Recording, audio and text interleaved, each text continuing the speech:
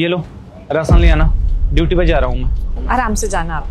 मना किया था ना कि मत कर इससे शादी। कर ली अपनी मनमर्जी, जिंदगी बर्बाद कर ली ना अपनी। पापा आप यहाँ पर आइए ना, अंदर बैठिए ना, मैं चाय बनाती हूँ आपके लिए। मैं कुछ लेके आता हूँ बाहर से खाने हाँ। ठहरो, मुझे तुम्हारे यहाँ का पानी भी नहीं पीना है। पापा ऐसे क्यों कह रहे हैं आप? पहली बार आए आप मेरे घर पर, आइए ना, बैठिए ना अंदर चल के। क्यों कह रहा हूं मैं? तुम समझ सकती हो, एक बाप जिसने अपनी बेटी को महलों में पाला हो, उसको आज यहां झुकी झोपड़ी में देखकर उसके दिल पे क्या बीत रही है? पापा लेकिन मैं खुश हूँ, मैंने कोई गलत फैसला नहीं लिया इनसे शादी करके।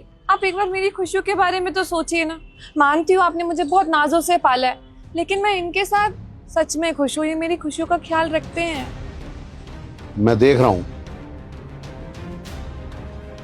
तुम्हारे इन्हें भी, तुम्हें भी, और तुम्हारी हालात को भी, तुम्हारी खुशियों को भी। पापा आपने हमेशा से खुशियों को पैसों से तोला है ना, कभी उस चीज के अलावा आपने कुछ सोचा ही नहीं। आपको लगा कि अपनी बेटी के कदमों में दुनिया की सारी खुशियां लाके रख दूंगा, हर एक चीज लाके रख दूंगा, लेकिन नहीं पापा, कभी आपने मुझे समझने की कोशिश नहीं की कि मैं क्या चाहती थी। मैं इनके जैसा लाइफ पार्टनर चाहती थी और ये मुझे समझते हैं। आपको क्या लगता है मैंने अपने बीच में जो पढ़ाई छोड़ दी थी, इनके पास आके क्या ये मुझसे घर का काम करवाते हैं? नहीं पापा, ये मेरे सपनों को समझते हैं। और आपको मालूम है, इन्होंने अपने सपनों को मेरे लिए सैक्रिफाई कर दिया, अपनी आगे की पढ़ाई खुद रोक दी मुझे पढ़ाने के लिए। इनफैक्ट मैंने तो सारे एग्जाम्स भी क्लियर कर लिए। बस एक महीने बाद आपकी बेटी ने जो आईएएस का एग्जाम दिया था उसका इंटरव्यू है, और जब वो क्लियर हो जाएगा आपकी बेटी आईएएस बन जाएगी। ज्योति, पापा अंदर आके बात कीजिए ना, ऐसे अच्छा नहीं लग रहा है। लोग आते जाते आपको देख रहे हैं। आइए ना अंदर चलते हैं। कितना भागा हूं मैं, भगवान के इतने बड़े प्रसाद को, इतनी बड़ी कृपा को नहीं समझ पाया मैं। कितना जतन करते हैं माँ बाप एक सुशील, उनकी बेटी को समझने वाला, ईमानदार, मेहनती दामाद ढूंढने के लिए। और यहां भगवान ने मुझे बिना जतन के ऐसा दामाद दिया। बहुत अभागा हूं मैं। नहीं पापा, कहीं ना कहीं आपकी सीख और संस्कार ही है जो मैं अपने लिए इतना अच्छा लाइफ पार्टनर चुन पाई। क्योंकि कई लोग तो होते हैं प्यार का नाम देकर अपने लिए एक गलत लाइफ पार्टनर चुन लेते हैं और अपनी जिंदगी बर्बाद कर देते हैं। मुझे मालूम है, आपने ही तो कहा था ना कि जिंदगी में जो सही लगे उसको चुनो, उसके लिए लड़ो, उसको हासिल करो। और कहीं ना कहीं आपकी दी गई सीख से ही मुझे मेरे जीवन में ये मिले हैं। ज्योति, मुझे खुशी है, लेकिन खुशी से ज्यादा मुझे आज गर्व है कि मेरी बेटी इतनी समझदार, और सबसे अच्छी बात कि तुमने अपनी पढ़ाई लिखाई का सही इस्तेमाल किया, ना सिर्फ काम में, बिजनेस में या नौकरी में, बल्कि अपना जीवन साथी सही व्यक्ति चुनने में।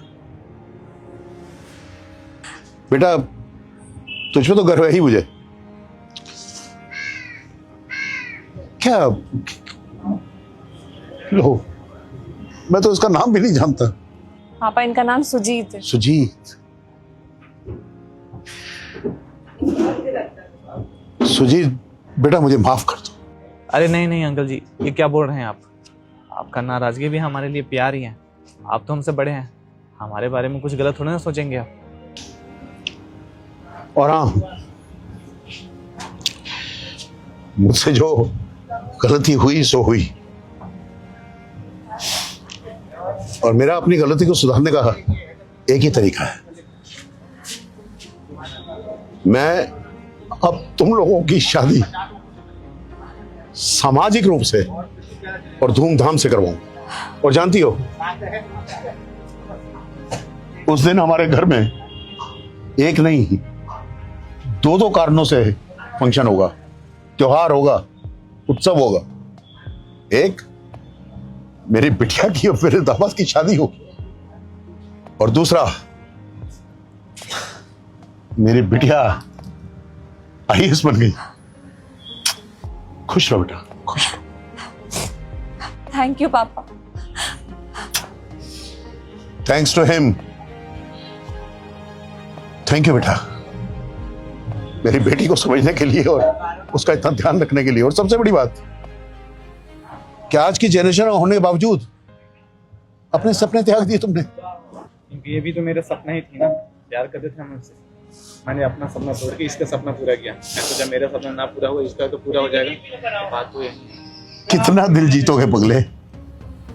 खुश रहो, खुश रहो, खुश रहो। और हाँ, वो तेरी माँ ने तुझे चाय बनानी सिखाई थी, बोली तो नहीं है? नहीं पापा, आइए ना, अपने हाथ चल में ना। चाय बना के पिलाती हूँ। आइए। आइए पापा, चाय आती है। चल।